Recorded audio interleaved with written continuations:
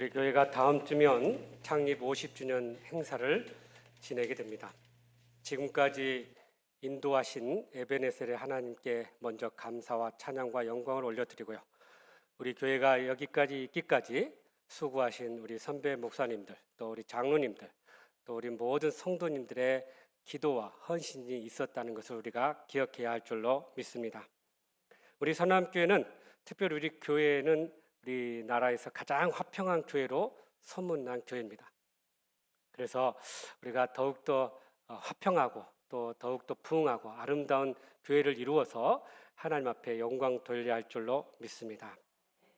이번 교회 창립 50주년을 맞이하면서 우리가 지난날 하나님께서 우리 교회에 역사하셨던 것들을 돌아보고 기억하고 또 그 하나님의 은혜에 감사하고 나누면서 또 새롭게 우리 앞으로 교회 건축을 통해서 이루실 그 하나님의 놀라운 은혜를 우리가 기대하면서 그렇게 더욱더 도약하는 교회가 되어야 할 줄로 믿습니다.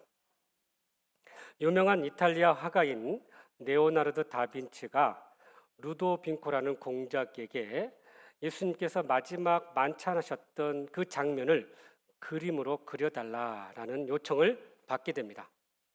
그래서 3년여 동안 열심히 그림을 그려서요, 예수님과 제자들의 그 마지막 만찬의 모습을 잘 그렸습니다. 그래서 초본이 완성이 돼서 가장 좋아하는 친구를 불러가지고 그 초본을 보여주며 소감을 물었습니다. 그랬더니 이 친구가 그 장면을 보고 특별히 예수님의 손에 잡혀있는 이 잔을 보면서 야, 이 잔은 너무나도 사실적이다. 정말 잔과 같다. 실물과 똑같다. 이렇게 칭찬을 해줬어요. 그랬더니 이 레오나르도 다빈치가 그 이야기를 듣고는 붓을 들고 가서 그 그림의 잔을 싹 지워버렸답니다. 아니 왜 그런가 하고 친구에게 물었더니 이 레오나르도 다빈치가 하는 말이 이 그림에서 가장 부각될 것은 예수님이다. 그 외에 다른 것이 부각돼서는 안 되기 때문이다 라고 그렇게 대답해 줬다고 합니다. 여러분, 우리 교회에서 가장 부각되어야 할 분은 바로 예수님이세요. 예수님이 이 교회의 주인이시기 때문에. 그래서 우리가 예수님의 다스리심을 받을 때 우리 교회는 진정한 믿음의 교회가 될 줄로 믿습니다. 여러분, 교회를 생각할 때 우리가 많은 경우에 건물로 생각할 때가 참 많아요. 그런데 교회라는 단어 헬라어 원어를 보면 에클레시아라는 단어를 쓰는데 이 단어의 의미를 보니까 세상으로부터 부름받아 구별된 성도들의 모임이라고 이야기합니다. 그러니까 성도들 한 사람 한 사람이 다 교회를 구성하는 지체들이라는 거예요. 그러니까 여기는 어떤 건물이 이렇게 주어지는 게 아니라는 거예요. 그래서 우리가 믿음 안에서 성령 안에서 모여진 우리 모든 성도들이 바로 교회다라고 말씀해 주고 있습니다. 원래 이 교회의 출발이 되게 된 배경이 있어요. 이스라엘 백성들이 출애굽을 하면서 하나님께서 그들과 동행한다라는 그런 상징적인 요소로 이 성막을 주셨어요. 그래서 이 성막이라는 것은 이동식 텐트입니다. 근데 그 성막의 가장 중요한 곳이 어디냐면 바로 이 지성소 안에 법궤예요. 법궤에 하나님께서 그곳에 임재하셔서 그들과 만나 주시고 그들의 예배를 받아 주시고 그런 장소로서 사용했던 거죠. 그래서 이스라엘 백성들이 이 가나안을 정복하고 왕국을 세우게 됩니다. 그래서 왕권 중심으로 나라가 세워지면서 이때 비로소 건물인 성전을 지으게 된 거예요. 그래서 이 예루살렘 성전은 이들의 신앙의 공동체의 중심이 되었던 것입니다. 그런데 이들이 하나님의 말씀대로 순종하지 않고 살아갔을 때 하나님께서 이방 나라를 들어서 이 나라를 멸망케 했는데요. 그때 바로 이 성전이 처참하게 무너지게 돼요. 많은 유대인들이 다 흩어져서 살게 되는데 그들이 흩어져서 그들의 신앙을 이어가기 위해서 만든 장소가 있는데 바로 회당이라는 곳이었어요. 그들이 안식일에 모여서 이 회당에서 하나님의 말씀을 배우고 기도하면서 그들의 신앙을 명맥을 이어가게 되었던 것입니다.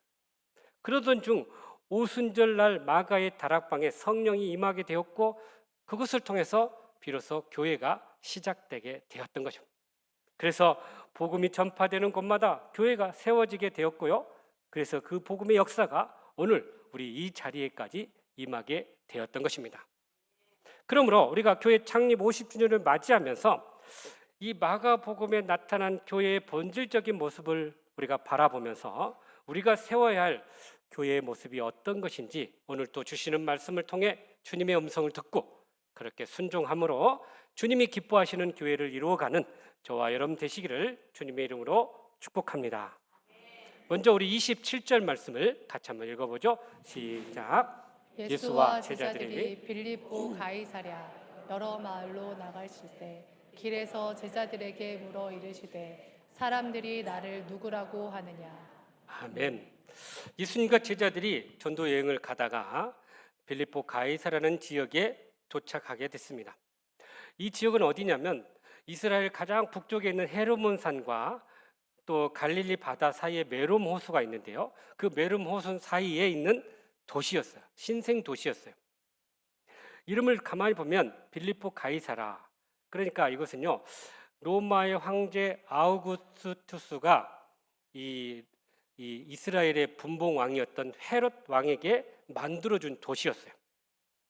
그런데 이제 헤롯 왕이 죽고 나자 4명의 자식들이 각 지역을 나눠서 이렇게 다스리게 됐는데 바로 이 지역이 헤롯 빌립에라는 아들에 의해서 이렇게 다스려지는 지역이었어요.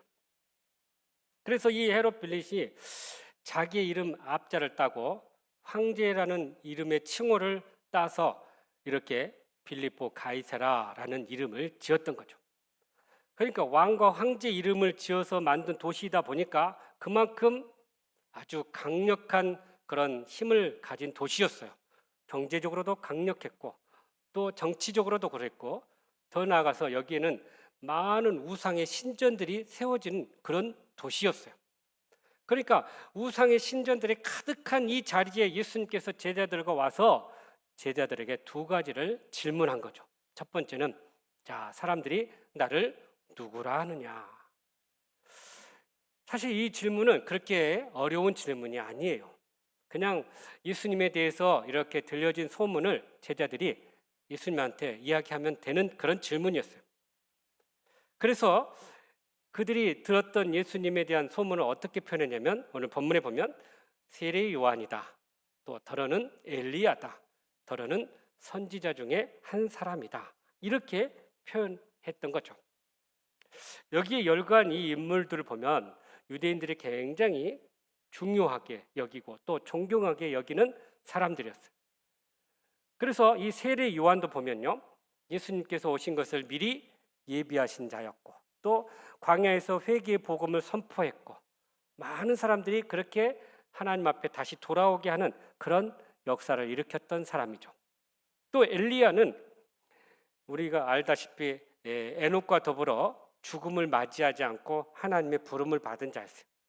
그는 평상시에 하나님의 놀라운 능력을 경험해서 하늘문을 열고 비를 내리기도 했고 불을 내리기도 해서 그렇게 그 땅에 많은 우상이었던 바알과 아사라 사람들의 제사장들을 죽이는 그런 일도 행했던 거예요.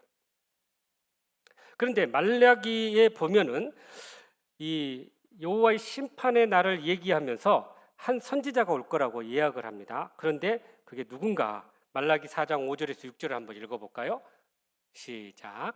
보라, 여호와의 크고 두려운 날이 이르기 전에 내가 선지자 엘리야를 너희에게 보내리니 그가 아버지의 마음을 자녀에게로 돌이키게 하고 자녀들의 마음을 그들의 아버지에게로 돌이키게 하리라.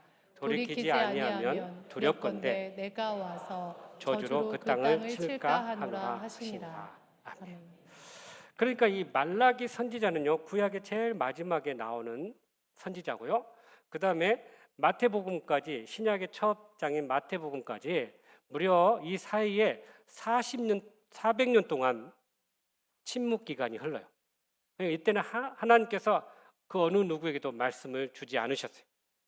그리고 나서 이렇게 이제 예수님이 오게 되셨는데 그런데 이 말라기 선지자에게 바로 이렇게 예언한 엘리야가 있었는데 그 엘리야가 바로 누구냐? 예수님을 예비하러 온 세례 요한이었던 거죠. 그래서 지금 세상 사람들은 메시아를 예수님을 엘리야나 세례 요한 같은 사람으로 여겼던 거예요. 오늘날도 예수님에 대해서 많은 분들이 어떤 사람은 성현 중에 한 사람이다. 어떤 사람은 사상가 중에 한 사람이다. 이렇게들 이야기합니다. 그러나 우리가 기억해야 할 것은 예수님은 우리를 구원해 주신 이 땅에 오신 메시아이고 구세주라는 거예요. 우리가 이 사실을 믿지 않고 우리가 그 주님을 따르지 않는다면 결코 우리는 주님의 제자가 될 수도 없고 구원받은 백성이 될 수도 없다라는 거죠. 그래서 예수님께서 제자들에게 29절에 다시 묻습니다. 그러면 너희들은 나를 누구라 하느냐라고 물었던 거예요. 그동안 예수님께서 제자들과 2년여 동안 같이 생활을 했어요. 말씀을 가르치고 기적을 베푸시고 하나님이 함께 하신 것들을 보게 하셨어요. 그런 그들에게 과연 그들이 나를 어떻게 생각하나 하고 묻고자 하셨던 거죠. 그랬을 때 제일 먼저 베드로가 이렇게 고백해요. 주는 그리스도시니이다.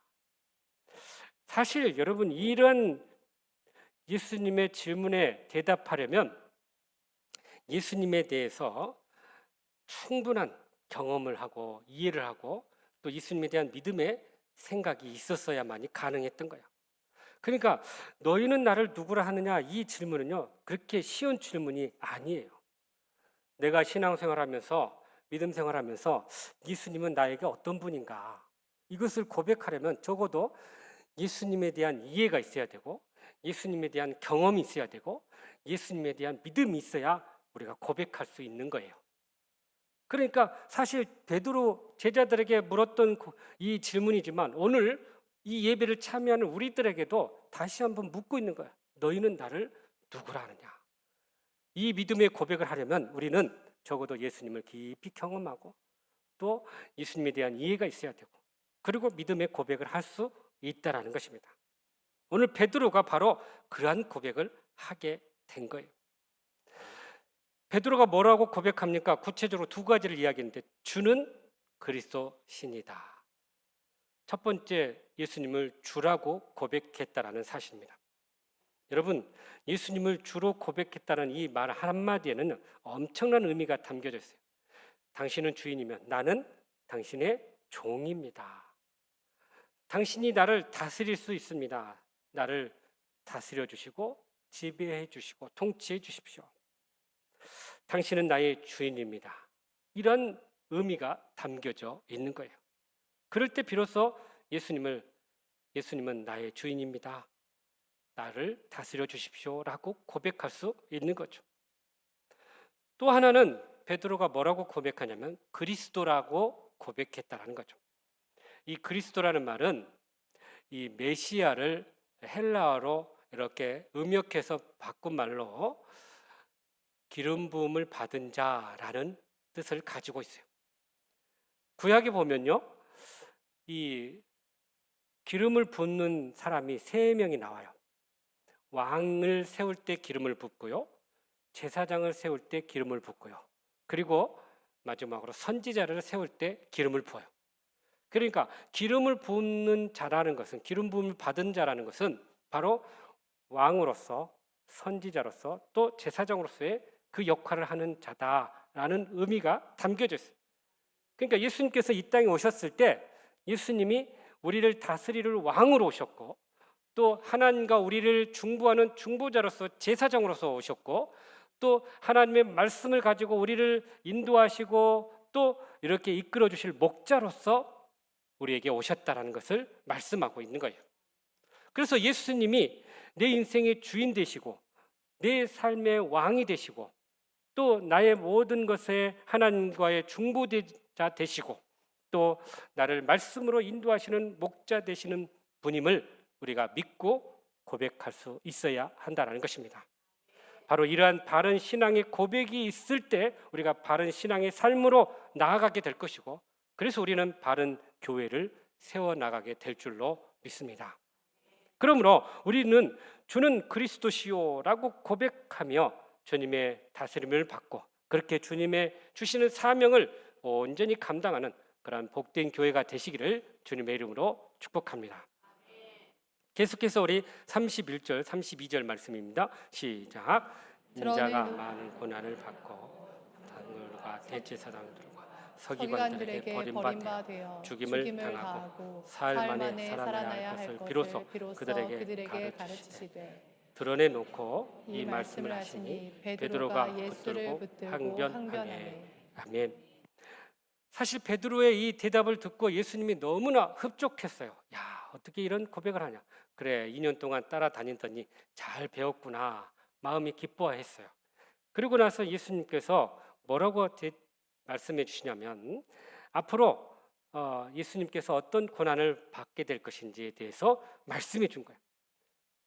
그리고 예수님이 이렇게 메시아 되신 것을 다른 사람에게 알리지 말라라고 말씀해요. 왜 예수님이 메시아 되신 것을 말하지 말라고 했을까요? 사실 메시아가 이렇게 오신 것을 다른 사람들에게 알렸다면 많은 사람이 예수님을 믿고 돌아올 것인데 예수님 일부러 말하지 말라고 이야기합니다. 사실 예수님께서 이렇게 말하게 된 이유는 지금까지 이 이스라엘 백성들이 메시아에 대한 그 소망이, 대망이 이 자기들을 지금 로마에서부터 압제당한 것들을 해결해 주는 해결사의 그런 모습으로 기대하고 있었기 때문에, 그러니까 그들을 죄에서 구원하실 그런 메시아가 아니라 자신들의 그런 삶의 문제를 해결해 줄 그런 사람으로 기대하고 바라고 있었던 거예요. 그러니까 과거에 자신들의 역사에 모세나 또는 다윗이나 여호수아나 이런 신앙적인 그런 영웅적인 사람을 기대하고 있었던 거예요. 그런 예수님과 이들의 생각과 너무나 달랐던 거예요. 여러분, 우리가 꼭 기억해야 할 것은 예수님께서 이 땅에 오신 목적을 우리가 분명히 알아야 돼요. 그것은 죄 사함을 위해서 이 땅에 오셨고 그래서 십자가의 대속의 제물로 돌아가신 거예요. 그러니까 우리의 교회의 존재 이유는 바로 예수님께서 이 땅에 이런 복음의 역사를 가지고 오셨고 죄 사함의 그런 제물로 오셔서 복음의 그런 은혜를 허락해 주셨다. 바로 이것을 증거하는 교회가 되어야 한다는 거예요. 세상의 송곡이나 정치적인 야망이나 이런 것들을 불러주고 이런 것들을 채워주는 곳이 교회가 결코 아니라는 거죠. 그리고 예수님께서 말씀하시기를 뭐라고 하냐면 내가 장로들과 대제사장들과 서기관들에게 배척을 받아 죽임을 당할 것이다 라고 예고하고 있다는 거예요. 사실 이 말은요, 베드로 입장에서는 굉장히 충격적인 말이에요. 제자들 입장에서도 그래요. 한 번도 지금까지 이런 말씀을 하신 적도 없지만 그렇게 자신들은 예수님을 따르기 위해서 모든 가정과 직업을 다 내려놓고 주님을 따랐는데 주님이 이렇게 허무하게 죽는다니 얼마나 충격적인지 몰라요. 그러면 우리는 어떻게 하란 말인가? 사실 그들 안에는요, 예수님께서 회복할 그 나라에 적어도 우리는 예수님 좌우편에 앉아서 그 권세를 누릴 것이다 라는 소망 가운데 예수님을 따랐던 거예요. 그런데 그 예수님이 그러한 나라를 이루지 못하고 이렇게 죽어간다니 너무나 충격적이었던 것입니다. 여러분, 우리가 적어도 예수님을 왜 믿고 따르는지에 대한 분명한 우리가 믿음이 있어야 돼요. 세상의 성공이나 행복을 위해 따르는 것이 결코 아니라는 거예요. 죄사함과 구속의 은혜를 우리가 경험하고 그 은혜에 감사해서 그 복음을 증거하는 삶이 되어야 한다는 것입니다. 베드로는 예수님의 이 죽음을 인간적으로 생각했기 때문에 예수님에 대한 불편한 마음이 생겼던 거예요. 그래서 그 반응으로 오늘 말씀에 보면 예수님의 말씀에 항변했다라고 표현하고 있습니다. 여러분, 이 항변하다라는 말을 원래 어원을 보니까 비난하다, 책망하다 그런 의미를 가지고 있어요. 여러분, 제자가 스승에게 비난하고 책망했다? 이거는 그 당시에도 지금에도 사실 있을 수 없는 일이에요. 그런데 베드로가 이렇게 한 행동을 보니 이젠 이 사람과 나 볼장을 다 봤구나. 그런 마음을 가진 거예요. 적어도 이렇게 그 스승 앞에서 말을 못하고 대부분 뒤에서 이렇게 뒷담화를 할 때가 참 많은데 이렇게 대놓고 책망을 하는 거 보면 이젠 막 가자는 거죠. 그도 그럴 것이 자기의 생각과 전혀 다른 삶을 산다고 하니 이 베드로와 제자들의 마음이 그러했던 것입니다. 그랬을 때 예수님의 반응이 나옵니다. 바로 33절이 한번 읽어보죠. 시작. 예수께서 돌이키사 제자들을 보시며 베드로를 꾸짖어 이르시되 사탄아 내 뒤로 물러가라. 내가 하나님의 일을 생각하지 아니하고 도리어 사람의 일을 생각하는도다 하시고. 아멘. 자, 여기 중요한 말을 하는데 베드로에게 사탄아 내 뒤로 물러가라.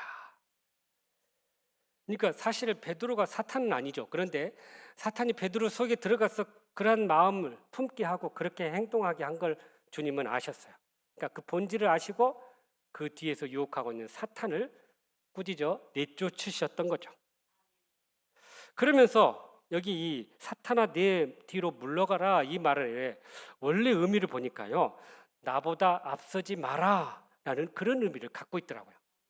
그러니까 베드로가 자꾸 자기의 어떤 욕망과 인간적인 생각을 앞서고 가니 내 일보다도 앞서지 마라 라고 경고했던 거죠.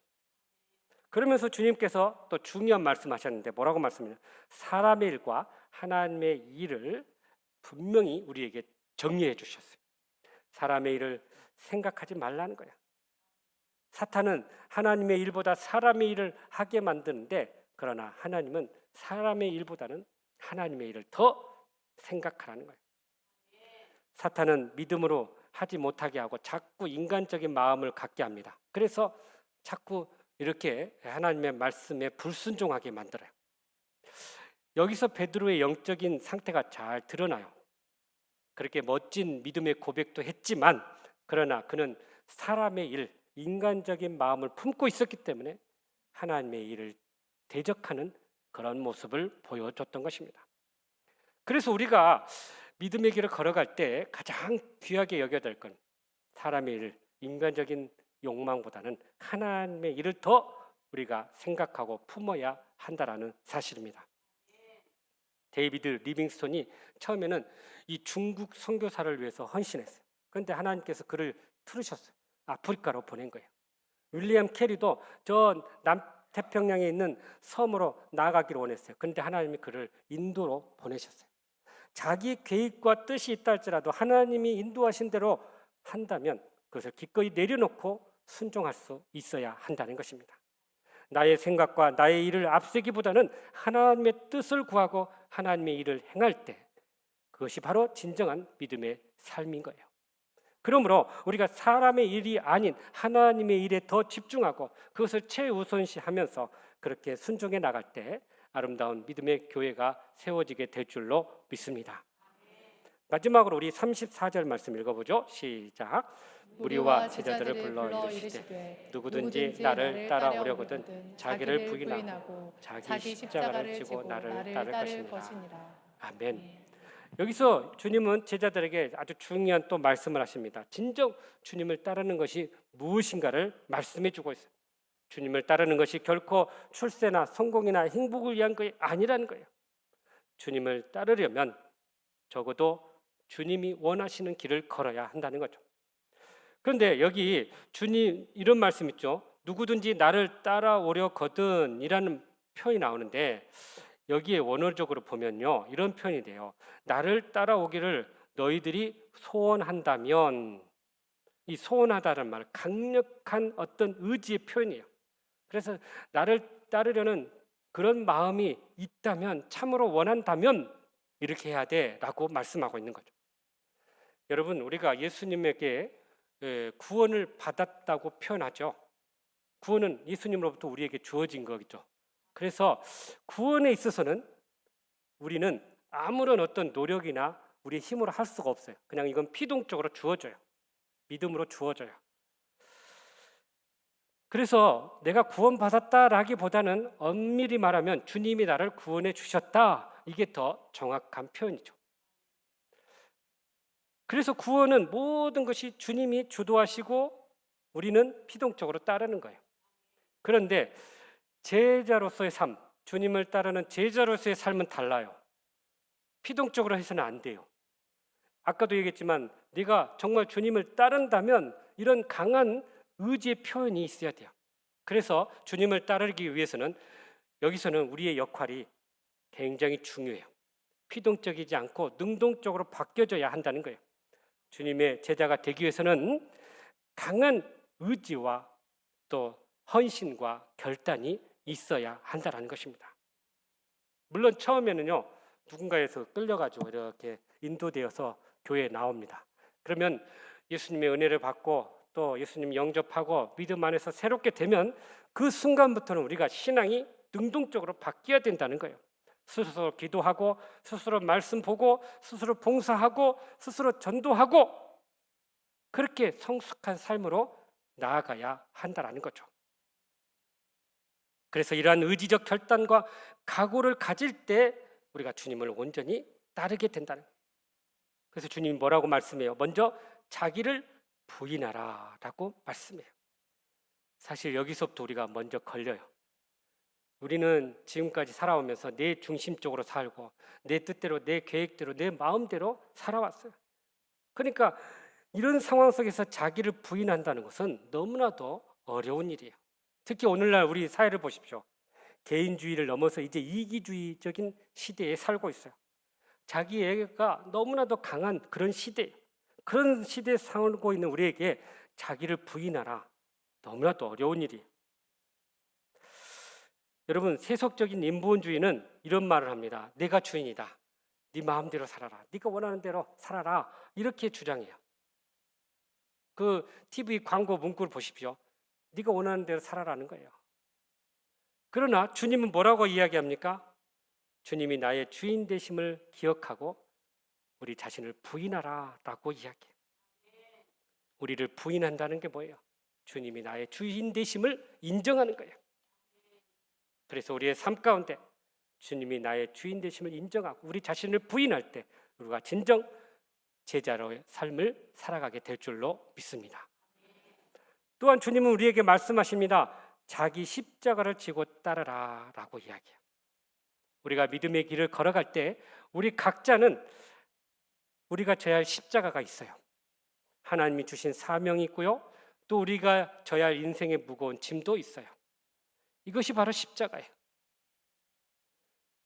사실 여러분, 십자가는 예수님께서 우리의 죄를 대속하기 위해서 지고 올라간 그런 십자가죠. 사실 로마의 이 형틀이에요. 그런데 그곳에서 예수님께서 대신 피를 흘려주셨고 그렇게 죽으셨어요.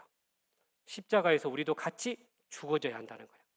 우리의 욕망, 우리의 죄악, 우리의 모든 본성들, 우리의 욕심들, 우리의 상처까지도 다 죽어져야 한다는 거예요. 그런데 십자가는 거기서 끝난 게 아니에요.